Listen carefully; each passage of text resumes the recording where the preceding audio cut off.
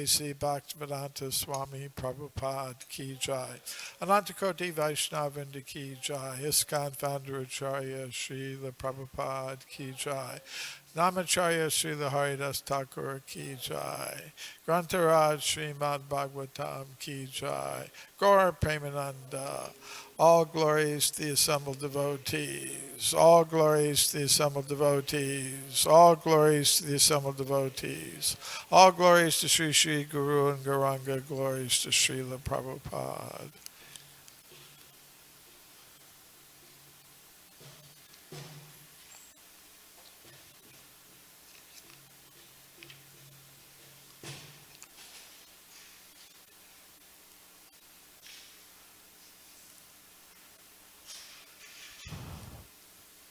Om Namo Bhagavate Vasudevaya.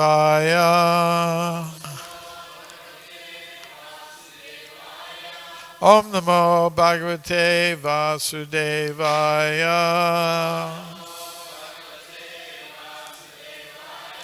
Om Namo Bhagavate Vasudevaya.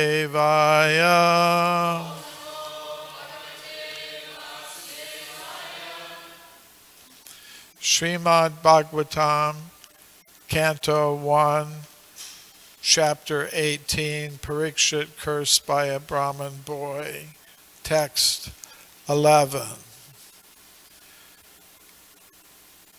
Rishaya Uchahu Sutta Jiva Sama Samya Shashvatir Vishadam Yashaha Yas Tvam Samshasi Krishnasya Martyanam Amritam Hi Naha Rishaya Uchu Sutta Jiva Samasamya Shashvatir Vishadam Yashaha Yastam Shamshasi Krishnasya Martyanam Amritam Hinaha Rishaya Uchu Sutta Jiva Samasamya Shashvatir Vishadam Yashaha Yastvam Shamsasi Krishnasya Martyanam Amritam Hinaha Rishaya Uchahu Sutta Jiva Samasamya Shashvatir Vishadam Yashaha Yastvam Shamsasi Krishnasya Martyanam Amritam Hinaha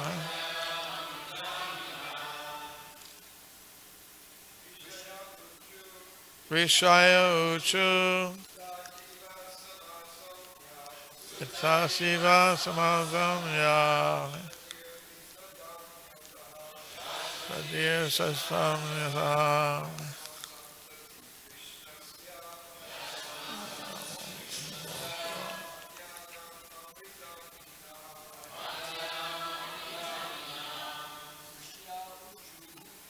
Shaya Uchu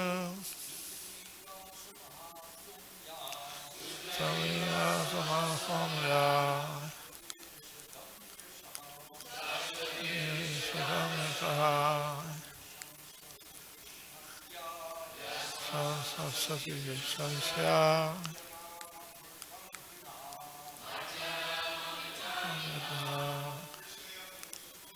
Shaya Uchu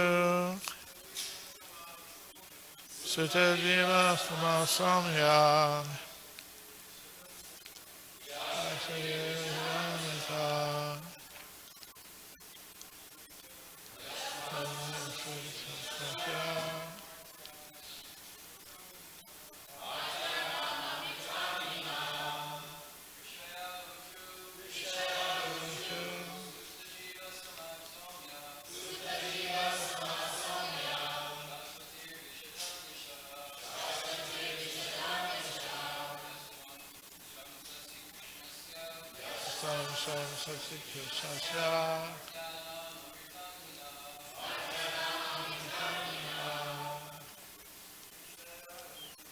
Rishaya Uchu Sutta Jiva Samya Asatir Vishutam Yasa Vishasya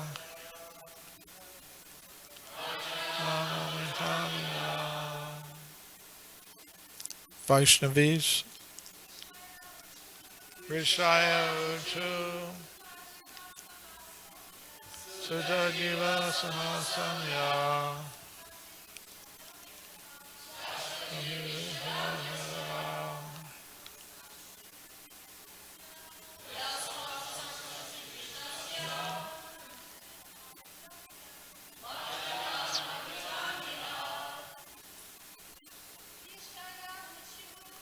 Rishaya Uchuhu Yasama Samya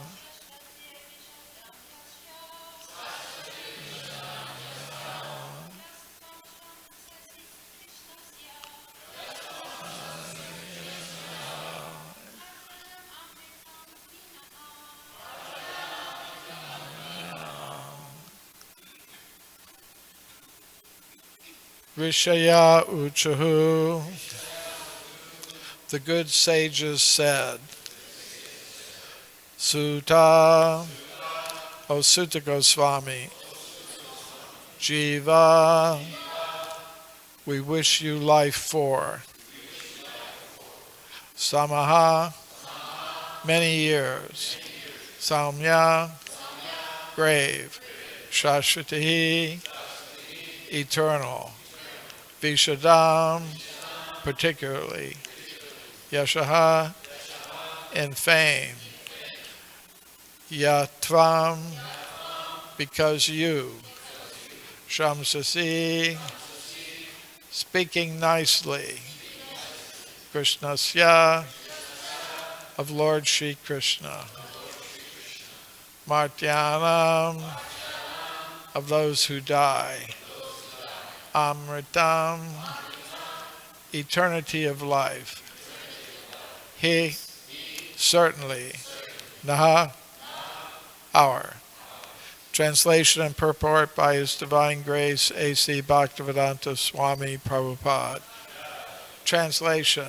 The good sages said, O grave Sutta Goswami, may you live many years and have eternal fame, for you are speaking very nicely about the activities of Lord Krishna, the personality of Godhead. This is just like nectar for mortal beings like us. Purport. When we hear about the transcendental qualities and activities of the personality of Godhead, we may always remember what has been spoken by the Lord Himself in the Bhagavad Gita 4:9. His acts, even when He acts in human society, are all transcendental, for they are all accentuated by the spiritual energy of the Lord, which is distinguished from His material energy. As stated in the Bhagavad Gita, such acts are called divyam. This means that He does not act or take His birth like an ordinary living being under the custody of material energy, nor is His body material or changeable like that of ordinary living beings. And one who understands this fact, either from the Lord or from authorized sources, is not reborn after leaving the present material body. Such an enlightened soul is admitted into the spiritual realm of the Lord and engaged in the transcendental loving service of the Lord.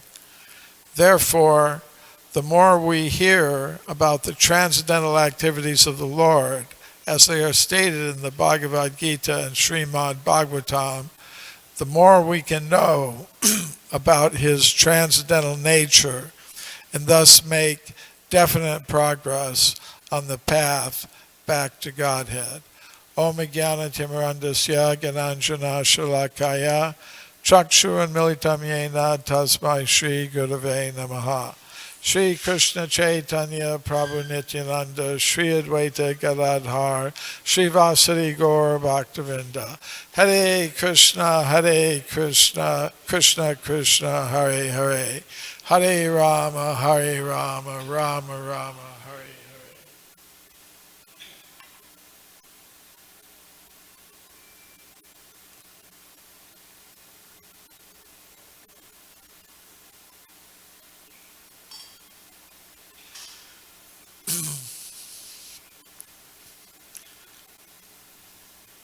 Srila Prabhupada in the purport refers to Bhagavad Gita 4:9. Janma karma chame divyam evam yoveti tatvataha tyaktva deham punarjanma naiti mameti sarjana. So, Lord Krishna is explaining to Arjuna that if one understands his transcendental birth and activities in this world, then, and if he understands that fully and factually, then one is qualified after leaving the present material body to return to the spiritual world and exist there eternally with Lord Krishna engaged in his Nitya Leela, his eternal pastimes. Of course, we're not in that position now. In Bhagavad Gita, Krishna explains, Ichcha dvesha samutena dvandva mohena bharata. Because of being overcome by the desire to enjoy independently, motivated by envy of Krishna, sarge yante parantapa. We are placed in the material world. And here we have two options. We can either become more and more deeply involved in trying to enjoy the material energy independently from Krishna, or we can try to return to our original position. Jivara Swarupahoy Krishnara Nityadas, Lord Chaitanya explains, the eternal constitutional position of the living entity, of the Jiva soul, is to be the eternal servant of Krishna. But we've forgotten that. And to help us remember that, Krishna has come into this world not only in the form of his transcendental eternal body, but in the form of his holy name, Golokara Premadana Harinama Sankirtana. And he's also come in the form of his literary incarnation, the Srimad Bhagavatam, and the other Vedic literatures. The principal Vedic literatures are called Shruti. That means they're eternal sound vibration. Anavrti Shabdat, the Vedanta Sutra says, one becomes liberated by transcendental sound, by hearing transcendental sound. Shravanam Kirtanam Vishno, hearing and chanting about the Supreme Personality of Godhead, his glories, his name, his associates, his abode, his pastimes, and so forth. So, in many different places, Srila Prabhupada states that of the many processes of devotional service, hearing is the primary one.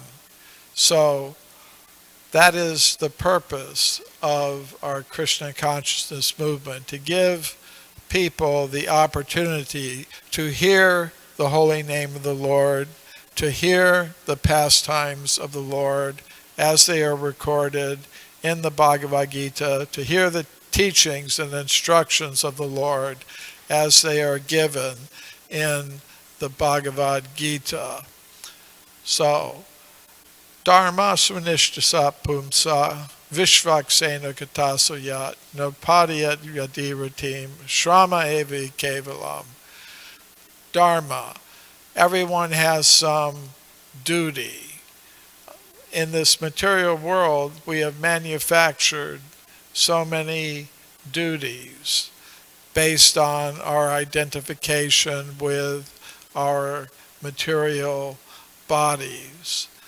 There is actually a system of varnashram and dharma where, according to our status in life and our occupation, we have different duties to perform. We can be situated in the brahmachari ashram or the grihastha ashram, the householder ashram, or the vanaprast ashram, the retired life, or the sannyas ashram, the renounced order of life.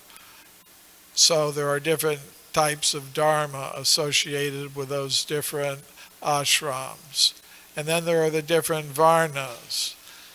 We may be engaged in the dharma of being in the brahmana order.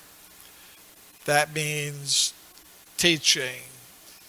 And we may be in the kshatriya order, which involves protection and administration. Or we may be in the Vaishya Varna, involved in cow protection and banking and trade, things of that nature. Or we may be in the Varna of the Sudra, an artisan or worker assisting the other Varnas in their duties. So people sometimes get distracted by these dharmas associated with our bodily existence in this material world. But in Bhagavad Gita, at the very end, Krishna recommends Sarva Dharman Prityaja Mamekam Sharanam Vraja Aham Tvam Sarva Papebhyo Mokshayashrami Ma Suchaha. Just abandon all of these other dharmas and simply surrender unto me. Of course, elsewhere in the Srimad Bhagavatam, the Lord recommends Stane Stita Shrutigatam Tanvan Manobir. Stay in your position, whatever it is, and simply try to engage your mind, body, and words in the process of hearing and chanting the glories of the Supreme Personality of Godhead. Satam prasangam mamavirya samvado bhavanti hritkarna rasayana kata tajoshanad ash apavarga vartmani shraddha ratir bhaktir anukramishyti. The best situation for hearing is in the association of devotees. Then the hearing becomes very concentrated. Srila Prabhupada would often say, hearing means you have to concentrate your mind. If you don't concentrate your mind, you may give the appearance that you're hearing or listening.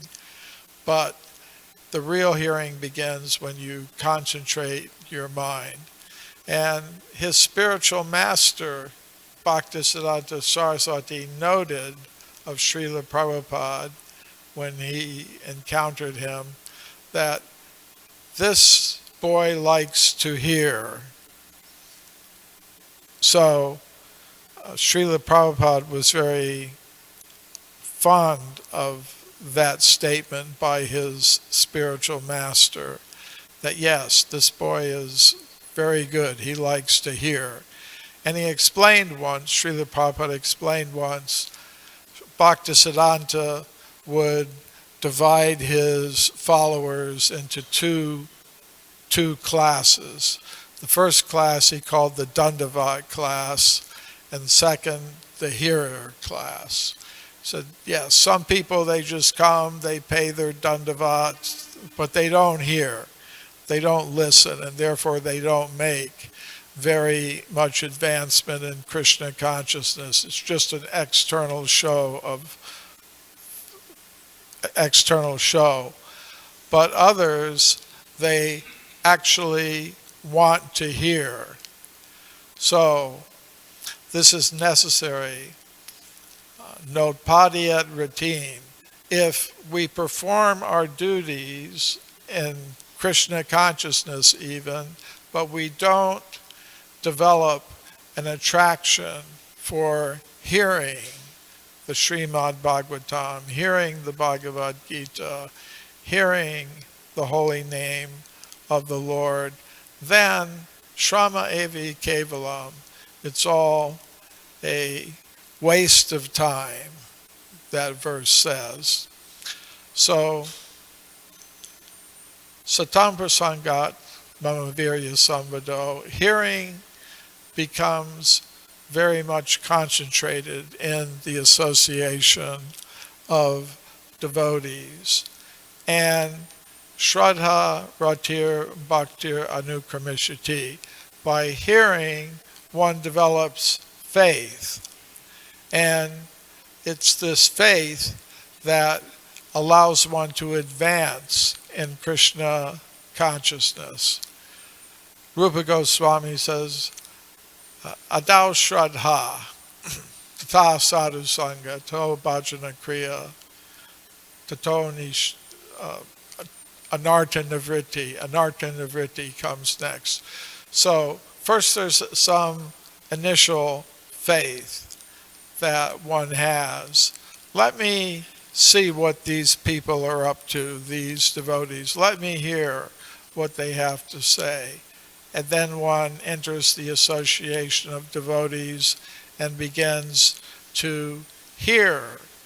And because of that hearing, one begins to follow the instructions of the bona fide spiritual master. And by serving the spiritual master in the association of devotees, anartha nivritti syat, one begins to become freed from unwanted things, the anarthas. And when one becomes freed from the anarthas, one gradually develops nishta, firm faith. Shraddha, Ratir, Bhakti. So first, faith develops from hearing, then Rati means attraction, genuine attraction to Krishna. No longer do we have attraction for anarthas, unwanted material activities and desires. And then finally, bhakti, when one becomes attracted to the process of devotional service, attracted to the process especially of hearing about the glories and pastimes of the Supreme Personality of Godhead, then gradually it becomes revealed to one what one's eternal relationship with Krishna is, so that one can perform bhakti, pure devotional service to the Supreme Personality of Godhead. It said, Nitya Siddha Krishna Prema Sadhya Kabunai Shravanadi Shuddhi Chitti Karya Udai, that love for Krishna, prema, is eternally there in the heart. It's simply become covered over. It's not that love for Krishna has to be imported from somewhere else. It's there. It's covered over now, but it can be revealed, this verse says, Shravanadi Shuddhi Chitte, by hearing principally and the other activities of devotional service. This eternal love for Krishna, that is the real nature of the soul, can be uncovered, can be revealed.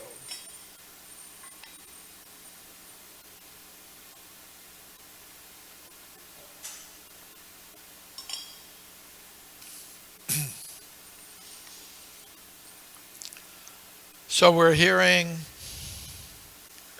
the Srimad Bhagavatam. We're reading this verse about how the sages are addressing Sutta Goswami in the Naimisharanya forest. The sages headed by Shaunaka Rishi are putting questions to Sutta Goswami. It's a very key event. There are so many discussions going on in Srimad Bhagavatam. There are conversations within conversations within conversations, but the root conversation of the Srimad Bhagavatam is this discussion between Sutta Goswami and the sages at Naimisharanya. And there's a little bit of history given in the Srimad Bhagavatam, why it is that it's Sutta Goswami that is there addressing the sages. He is the son of Ramaharshan Sutta. Ramaharshan Sutta was a sage who had responsibility for the transmission of the Puranas in human society. So he was given a position of speaking to the sages when they assembled at Naimisharanya. He was given the place of honor. But Balaram went on pilgrimage. He could see that a big war was coming on between the Kuru dynasty and the Pandavas. Of course, the Kurus were headed by Duryodhana, and the Pandavas were headed by King Yudhisthira, and Krishna was basically on the side of the Pandavas.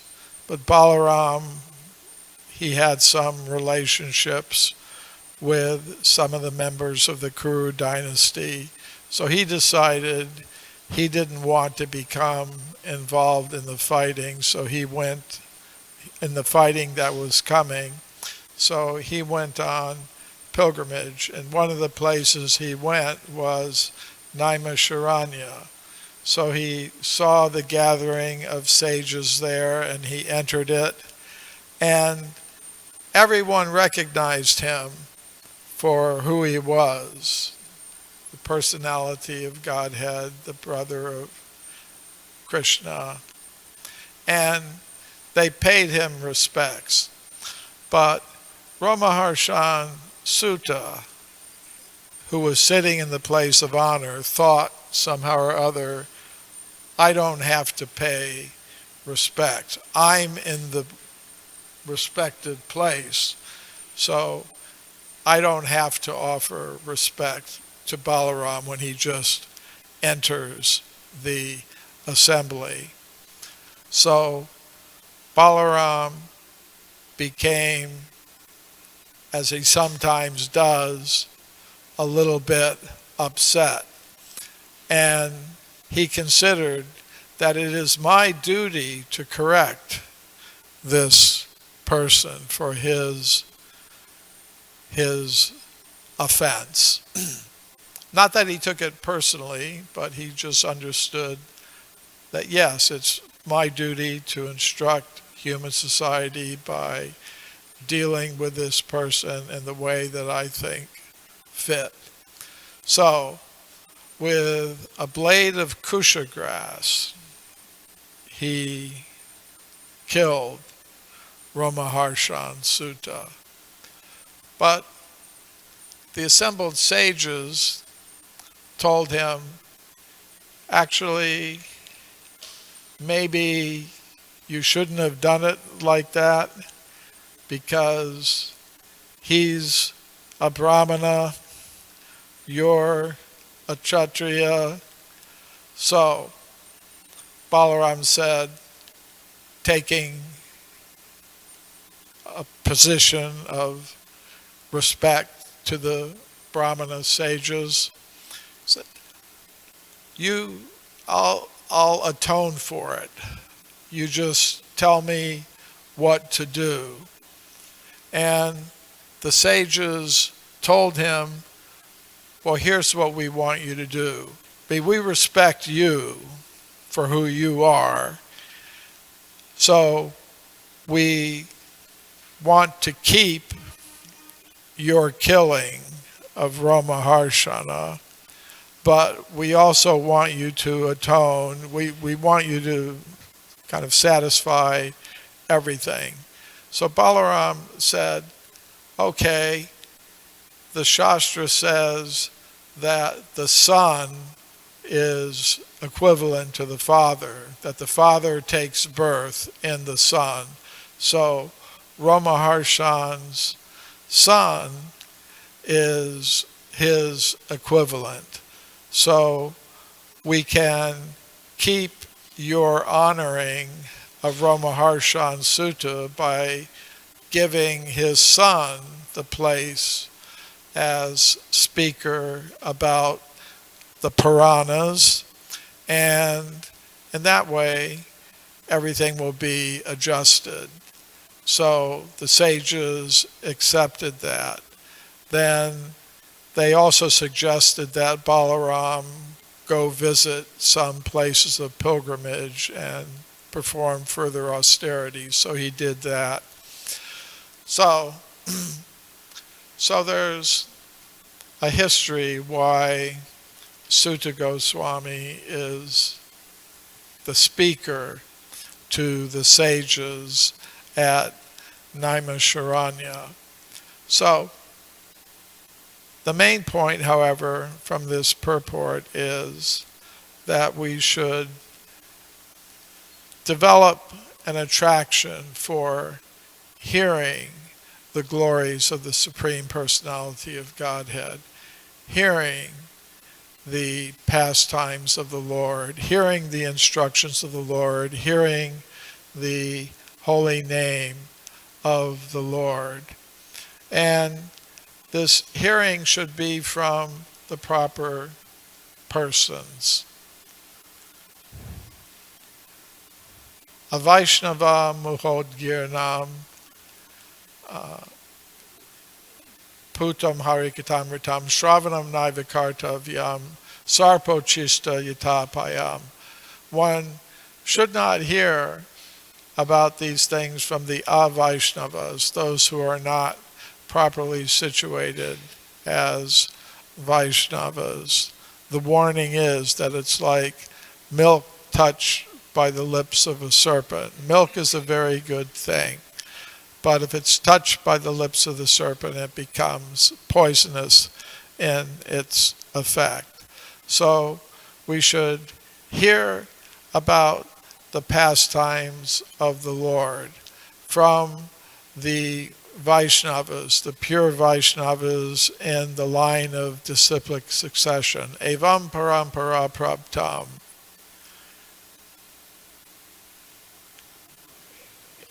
Yeah, I was thinking about something else.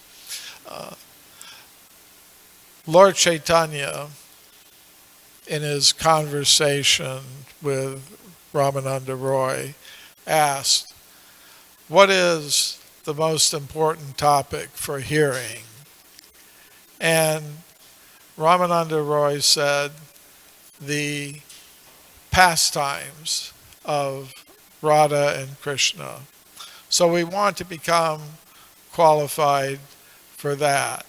Srila Prabhupada says in his purport to that verse from the Chaitanya Charitamrita that ultimately, yes, that's what we want to hear about, but we should do that when we have come to the platform of anartha nivritti and become freed from unwanted desires and attractions, and we have developed some rati, some genuine attraction to the practice of bhakti yoga, of devotional service. So I'll stop there. Any comments or questions? Ananda Kirtan.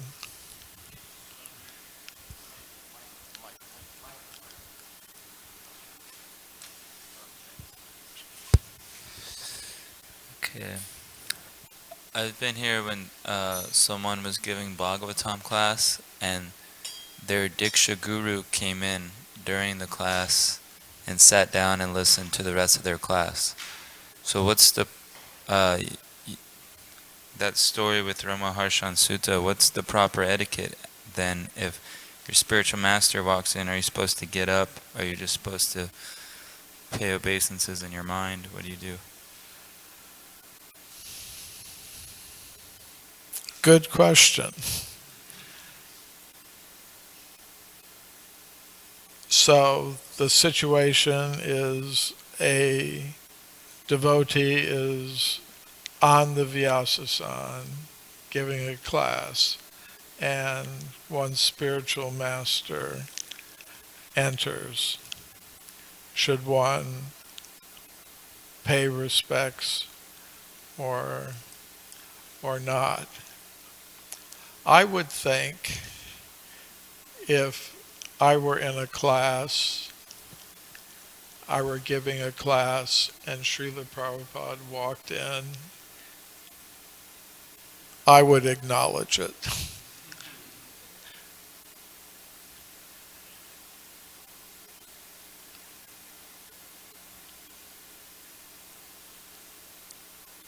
I would say maybe this has to be discussed by the GBC and whatever. It's a good question, but it would seem from the example that one should, in some way or other, acknowledge the presence. Archita.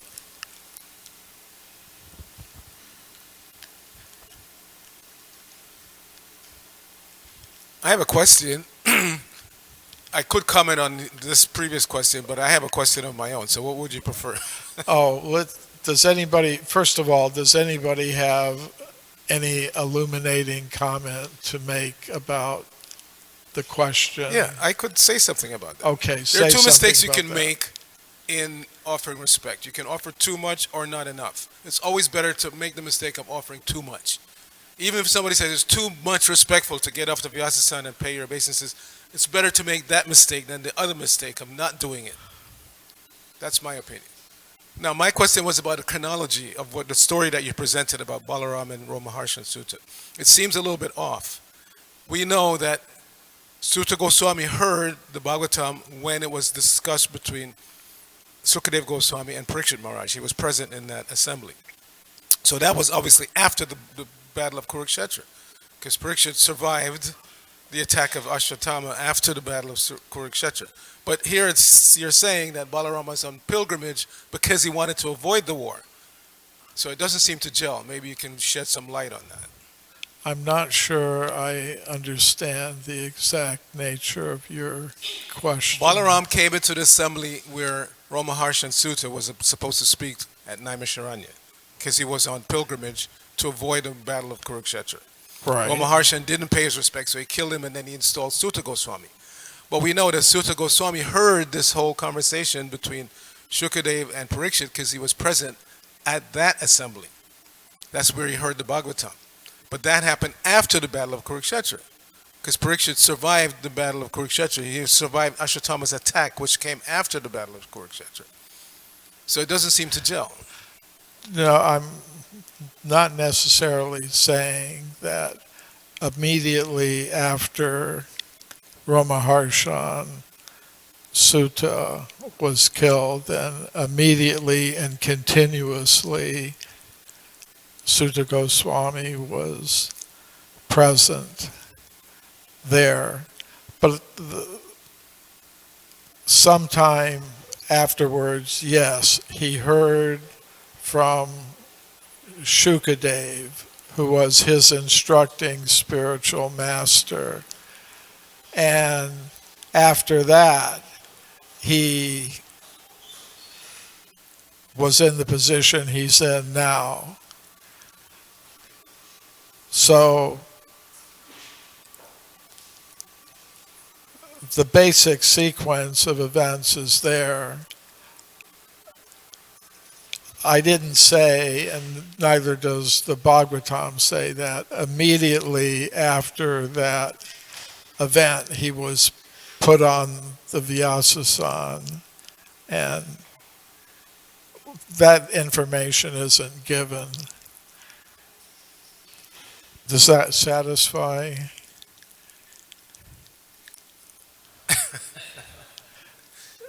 Or is that well, just... like you say, it's not so clearly presented in the Bhagavatam. Maybe in some other Purana, but in the Bhagavatam it's not so clearly, because it does seem confusing. Unless Balaram continued his pilgrimage way after the war was over, which is possible. He could have just stayed on tour.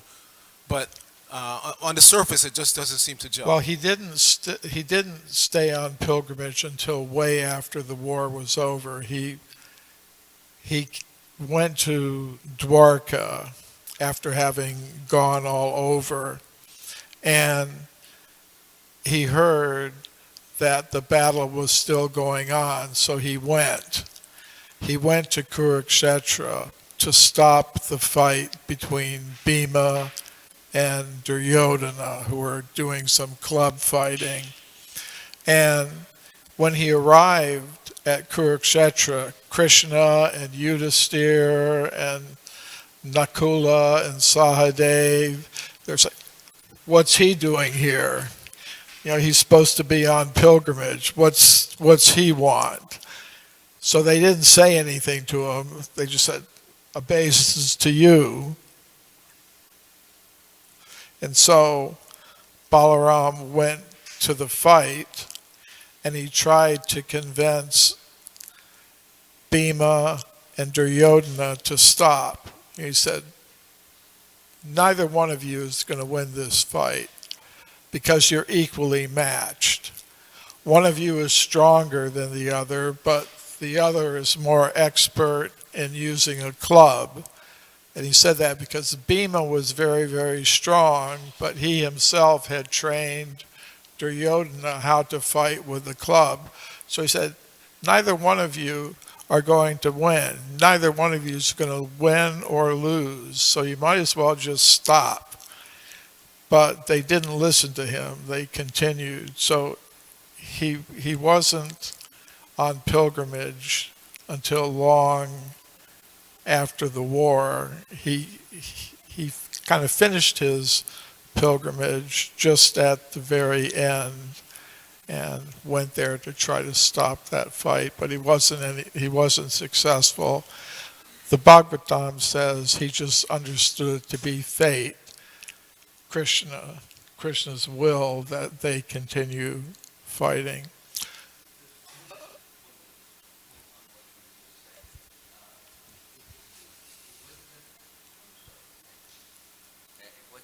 wasn't that they just continued fighting. Actually, Krishna gave the order to Bhima that if he wants to win this fight, then he has to hit him below the belt, hit him in the thighs, and he can kill him that way. But as you were saying, neither could win, but because Duryodhana was not protected in this way, he had gotten some protection from his mother. But and I won't go into the story except to say that he had no protection below the belt because of, anyway, I won't go in. So that way he could kill him. And it showed that Krishna wanted Duryodhana to die and be killed. And although it was considered illegal, anything that Krishna does is legal. There's no such thing because he is the source of all morality. And in this case, we can make an exception. But the impersonalists and the strict moralists, they consider that Krishna has committed an offensive action and he violated the principles of warfare. Srila Prabhupada Ki Jai.